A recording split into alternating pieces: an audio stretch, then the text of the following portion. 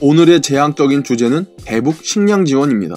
참, 북계 정은이가 이스칸더 단거리 핵미사일을 쏘며 우리 대한민국을 위협한 지 도대체 며칠이나 지났다고 문쩝쩝이가 트럼프랑 전화통화한 다음에 언론에다가 트럼프가 쩝쩝이 대북 식량 지원을 지지한다고 떠벌린 걸 보고 아니 이게 도대체 무슨 미친 소리야? 트럼프가 맛이 갔나? 하는 생각이 들었습니다. 하지만 역시나 진실은 입만 열면 구라치는 문벌구가 또 문벌구짓 했을 뿐이었네요. 청와대에서는 아주 대놓고 국민들한테 트럼프가 대북 식량 지원 지지한다고 구라쳤는데 백악관 공식 브리핑 자료에는 그딴 단어는 눈을 씻고 찾아볼 수가 없었습니다. 뉴스를 쫙 보니까 제인이가 또 대북 식량 지원한다고 겁나게 졸라댔고 그냥 백악관은 니들이 식량 지원하든 말든 우리는 내정 간섭 안 하겠다는 뜻인데 나 참 이걸 수박. 트럼프가 대북 식량 지원 지지한다고 발표하는 문화대 수준 보면 딱 알만합니다. 역시 거짓말이 빠지면 간첩 빨갱이 문산당이 아니죠. 뭐 이건 대놓고 조선노동당 사람이 적화통일부 장관 김현철을 임명 강행할 때부터 다 예견됐던 일이었어요. 제가 단호히 말할 수 있는데 대한민국에서는 이제 개성공단이니 금강산 관광이니 하며 대북 협력, 인도적 지원, 쌀 퍼주기 무조건 폐지하고 금지시켜야 합니다. 무슨 보안 접속 차단, 사다리 금지 이딴 거 말고요. 이건 우리 대한민국 5,200만 국민들의 생명이 달린 일이에요. 생명. 대북 식량 지원? 식량 지원하면 뭐 지금 굶주리고 있는 우리가 생각하는 일반 북한 주민들한테 온전히 갈 것 같나요? 그래요.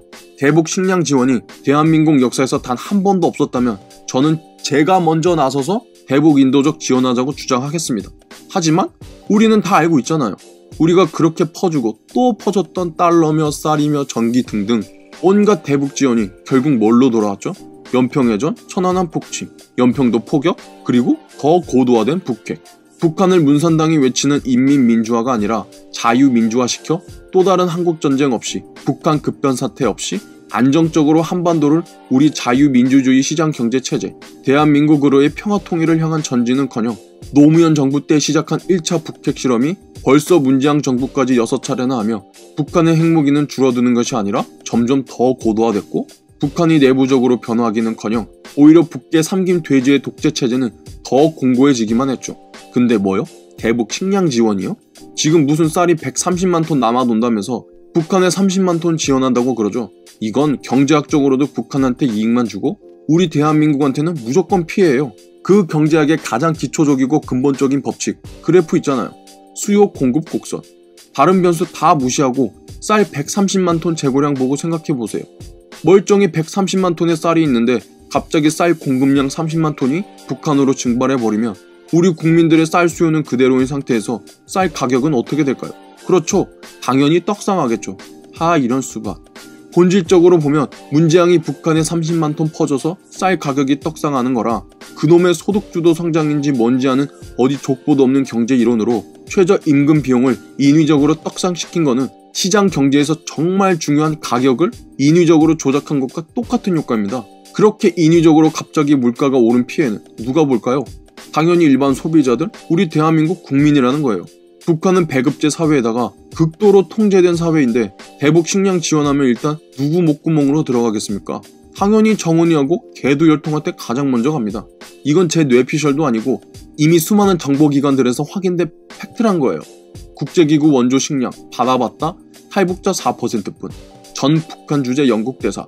북한 국제사회 인도적 지원 빼돌려 사치품 핵개발. 북한 경협자금 70억 달러로 핵무기 만들었다. 미 의회 조사국 보고서. 보세요.